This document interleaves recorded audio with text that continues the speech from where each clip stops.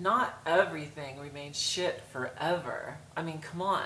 All right, sometimes it'll get worse, but things do clear up. I'm not like trying to make you feel worse. Things do get better. I mean, I struggled with my gender dysphoria since the beginning of what I remember as life, you know. And I struggled, you know. My mom would dress me in boy clothes for church, and I was like, ew, I didn't want to have them touch my body. I wanted girl-specific clothing. I wanted to wear dresses to church like all the other girls who were wearing dresses, you know. It just made sense to me. So, you know, but the thing is I suppressed and things were really bad. And, you know, when I came out to my family, I struggled at the reactions and everything went awful there. And then I went through this awkward stage of doing my transition. And the entire time I had this feeling like it would never get better. I wouldn't feel comfortable in my skin. I wouldn't adjust to using a feminine voice. I wouldn't feel comfortable, you know, talking to people in public or being seen. And I felt like all those things would never come together, but they did. They did come together. And going through puberty at the age of 33 was really awkward, I have to say. So I went through like another puberty. I didn't have to go through just one puberty. I had to go through like 2 puberties, and that sucks. So like, I just didn't ever foresee that I would be passable, that people would ever look at me like a woman. I mean, look at my hands. My hands are huge. Look at my arms. Look at this arm. It's ridiculously big. And I still have guys ask me out on dates. And when I come out to them as transgender, you know I'm passing because they're not interested. They're not interested as soon as they find out. So I'm passing. I know, don't get too sad for me because guys don't want to be with a trans girl. Things do get better though. There's always somebody out there for everybody, and I would be able to find somebody. I will be able to find somebody if that's really what I desire, you know. But you can get and overcome these things. Most of everything I've ever gone through has felt insurmountable. Like, there's no way I could have ever climbed that mountain. There's no way I could have ever switched from one gender successfully over to another gender. That sounds ridiculous that anybody would ever be able to ever overcome something like that. It's ridiculous to think that it's a possibility, but it is. And people have done it before you. No matter what your life circumstances are, the key right now is to hang in there long enough for you to see it get better, for you to learn how to deal and cope with things. Like, I lost my family when I, you know, did this transition. I lost almost everybody in my family and all my relationships, which were like the most special thing to me of all time. And, you know, I got to a place not to where they came back into my life, because that didn't happen at all. Not one bit. But I got to a place where I processed it and I began to deal with it in a more healthy manner.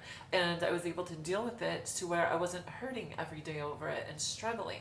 So that hurt and that pain and that struggle that you may be feeling, it does have an end point. It cannot last forever, as long as you are processing, going to therapy, and you're working on getting it to become better. So, do things get better? Hell yeah. Do things get worse sometimes? Yeah. I mean, when I started my transition, things kind of got worse for a while, but and then they improved. So I am comfortable in my own skin. I mean, is there anything else I should say about that? I'm comfortable as a woman. I'm being seen as a woman, despite my big old hands and arms, and guys are asking me out, and I feel beautiful. I don't think there's anything much cooler than that. Just, you know, hey, comfortable in my own skin. So things do get better. You have to fight through this. You have to fight through it. Talk to you guys later. Oh, that looks scary. The lighting here, whoops. The lighting in my house is atrocious. So I'm really sorry. I don't know if the lighting will get better, but today the topic is it gets better.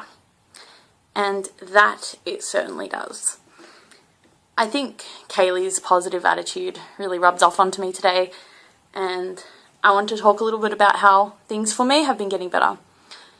I started off this year with the intention of doing exactly what I am doing now, which is working and saving money and just trying to get more fit. However, I lived the first 6 months of this year trying to do that, but kind of failing. And I guess it was pretty much up to me to determine my own fate, whether I wanted to act upon my goals and actually achieve them, or just sit back and be comfortable, which I did for a lot of the year. I started going gym, and due to being sick and other reasons, such as uni getting in the way and work, I had to stop for a while, and I headed towards a slump where I felt I wasn't being as fit as I wanted to, and I was stuck at the same job that wasn't paying me enough. And on top of that, we got told at my job that we wouldn't really have jobs because our contracts were ending and they had no more work for us. So, as you can imagine, a lot of my goals went to shit because I thought, hey, what am I going to do now? How am I going to find another job? And all my other attempts at finding another job were pretty futile. I screwed up a lot of interviews and I was stuck at the same place. And on top of that, I wasn't going to the gym. So I was in a pretty sad state of mind for a good few months. And up to last month, all of that started changing. So I decided to really try, even for jobs that I didn't think would really suit me. And I eventually got one. And while I'm still unsure of my fate and my future, I'm trying really hard to just be optimistic and not worry too much, despite it being hard. As for the fitness thing, I recently picked up roller derby, which is something I've been wanting to do for so long, but I let my fears and my negative attitude get in the way of that. So for me to actually go out and do that took a really giant step and leap of faith where I thought, oh no, what if I can't do it? But ultimately it was up to me whether I was going to go off and do that and be happy or just stay as I was, which was idle and not really moving on.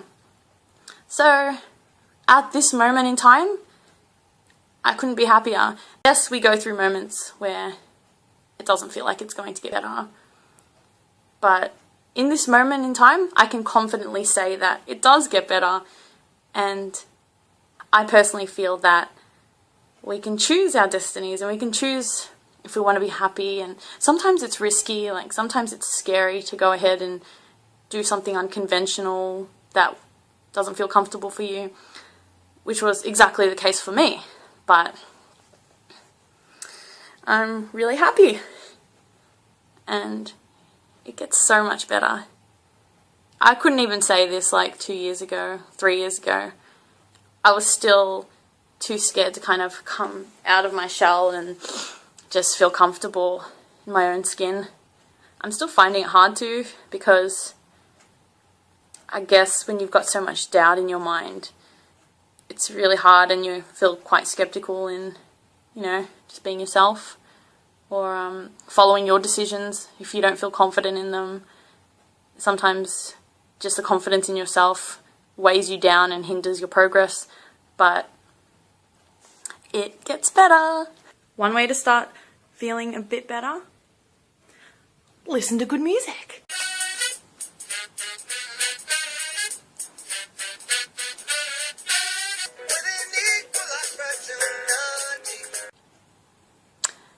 I don't know what else to say. Bye-bye. Let's go out back and plan a family.